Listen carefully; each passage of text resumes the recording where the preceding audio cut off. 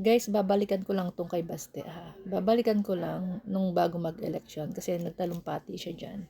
Ang sabi niya, hindi, nagtalumpati po siya dyan sa Davao. Sabi niya, kung di dahil sa kanila, wala ka sa pwesto. Sa kanila daw. Paano naman kami? wala kaming bilang, Baste. So, ipapakita ko lang naman kung ilang boto po ang nakuha ni PBBM diyan sa lugar nila. Ayan oh, wala mang 1,000,000. Wala man pong 1,000,000. Mas marami pa yung sa Bulacan, mahigit 1,000,000.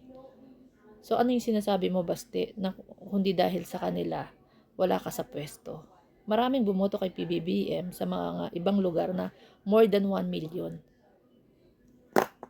Huwag mo kaming pinaglololoko. Meron po tayong statistic. Meron po tayong record. 'Di ba? Recorded lahat 'yan. Kung saan may pinakamataas na boto, pinakamababang boto, 'di ba? Eh no, nasa 600,000 lang ang nakuha niyang boto diyan. So ano sinasabi mo na kundi dahil sa kanila, wala ka diyan sa pwesto?